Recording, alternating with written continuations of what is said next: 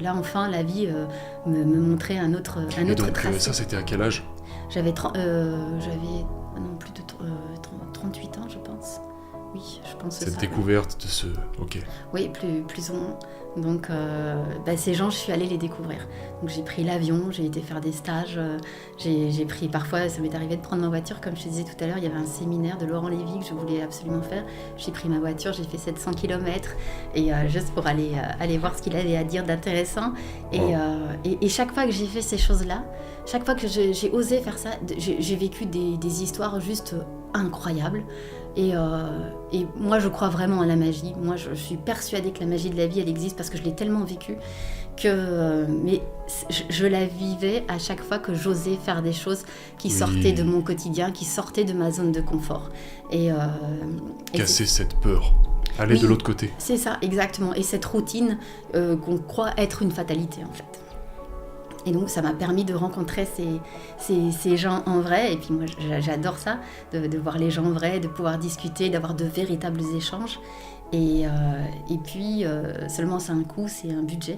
Moi, je me retrouvais seule à élever 7 enfants, sans revenus, sans travail. C'était après, je rentre pas dedans parce que en fait j'ai pas envie, parce que finalement c'est à côté de ce que je venais de découvrir, c'était presque dérisoire, mais j'avais la crainte, mon ex-mari voulait vendre la maison, donc j'avais la crainte de me retrouver sans un toit sur la tête, avec cet enfant toute seule à gérer, parce que lui c'était complètement dédouané des enfants, de l'éducation, tout ça, donc ça a été vraiment quelque chose de compliqué à vivre, mais le reste a tellement pris d'ampleur après que j'ai pas envie de m'attarder là-dessus, parce que finalement c'était une leçon de vie, tout est leçon de vie. Et ça m'a permis de comprendre que j'étais capable de m'en sortir toute seule et de m'occuper de mes enfants toute seule. Et c'était une superbe leçon de vie qui m'a offert, parce que ça m'a donné confiance en moi et ça m'a permis d'avancer avec une sécurité, mais pas une sécurité qui dépendait des autres, une sécurité que je m'étais créée moi-même. Ça y est, oui, tu avais commencé à créer cette estime Exactement. Envers toi-même, ouais. Et puis cet amour-propre, tu commences à étudier, tu commences à t'intéresser, tu commences à faire des voyages, tu te rends compte que tu bats certaines peurs, même ça devient forcément ton quotidien, tellement ça te prend aux tripes, tu sais. Je suis passionnée, je suis animée par tout ça, je passe des heures et des heures à écrire, à retranscrire tout ce que j'entends sur toutes les vidéos que je regarde, que tu parlais tout à l'heure de ce que tu avais écrit, des feuilles de tes traductions. Ouais. Et ben moi j'ai des tas de feuilles manuscrites de tout ce que j'ai retenu, parce que j'avais besoin d'imprimer ça, je trouvais ça tellement incroyable qu'il fallait que je l'inscrive. Ouais, puis que tu l'intègres. C'est ça, exactement. Oui, tout à fait. Au début, je l'intègre et je l'écris pour moi. Et finalement, c'est ce qui va me permettre après de m'en servir là, maintenant, dans mon travail. Ouais. Très bien, je voulais revenir rapidement sur cette notion de battre les peurs. Et tu disais, avant qu'on entame cette discussion, que tout ce que tu as fait dans ta vie de significatif, pour la plupart, ça se trouvait derrière tes plus grandes peurs. Ouais. Tu parlais... alors, il y a tout ce contexte autour de l'estime de soi, ces démons personnels que tu as pu avoir, que tu as, au fil des ans, forcément attaqué, affaibli et même battu pour certains. Tu me parlais aussi de la voiture, le fait de prendre le volant et de partir, quelque chose. Est-ce que tu peux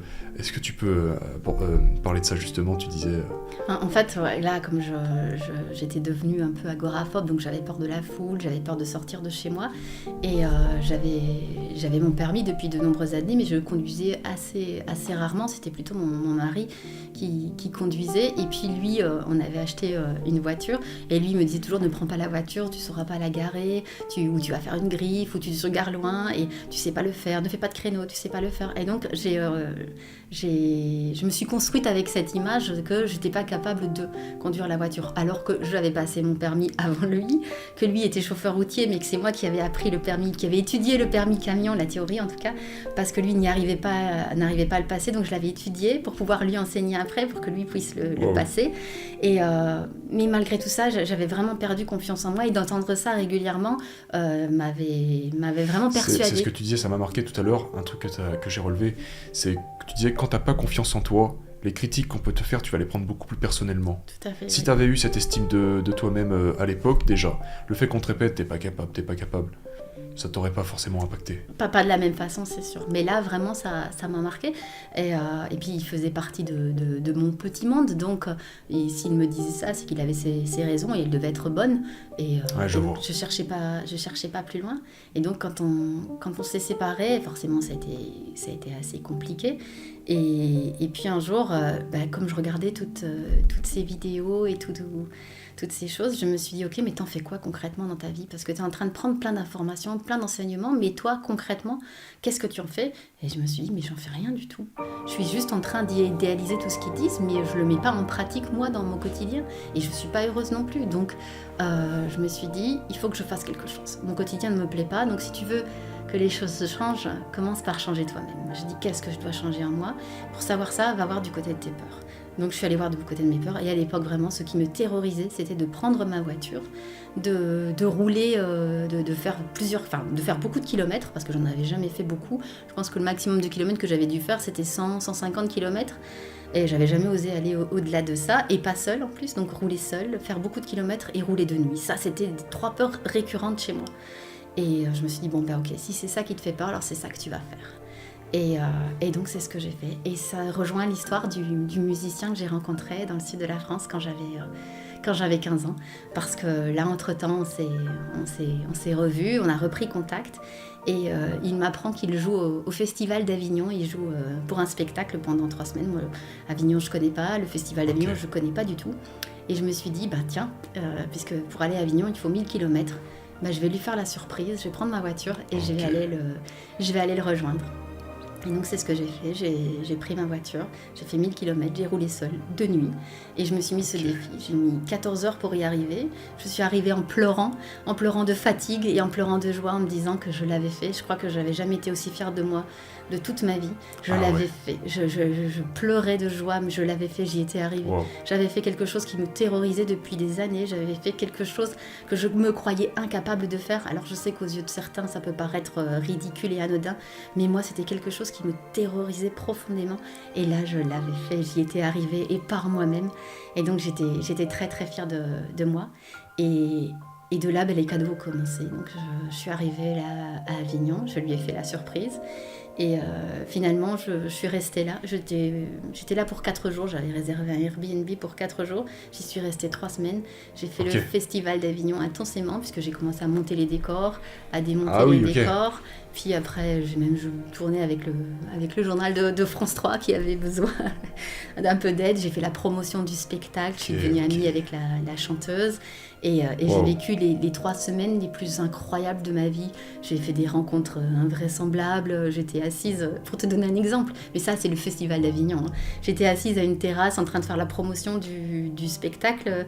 Et j'ai le comédien Boudère, je sais plus comment qui est venu s'asseoir un matin et me disant, tiens, qu'est-ce que tu présentes, qu'est-ce que tu fais? Et j'ai vécu plein de choses comme ça, mais juste incroyables et invraisemblables.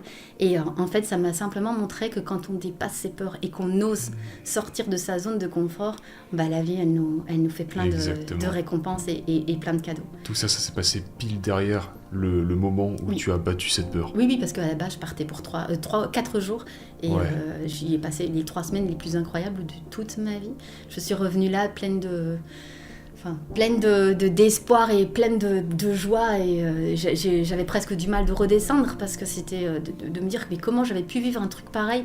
La chanteuse que je connaissais à peine avant m'avait proposé de m'héberger, j'ai trouvé des logements, mais tout s'est mis en place avec une facilité déconcertante. J'avais pas besoin de réfléchir, ça se mettait en place devant moi. Tu sais, c'est un peu l'image de tu dois traverser un chemin, mais c'est dans le vide.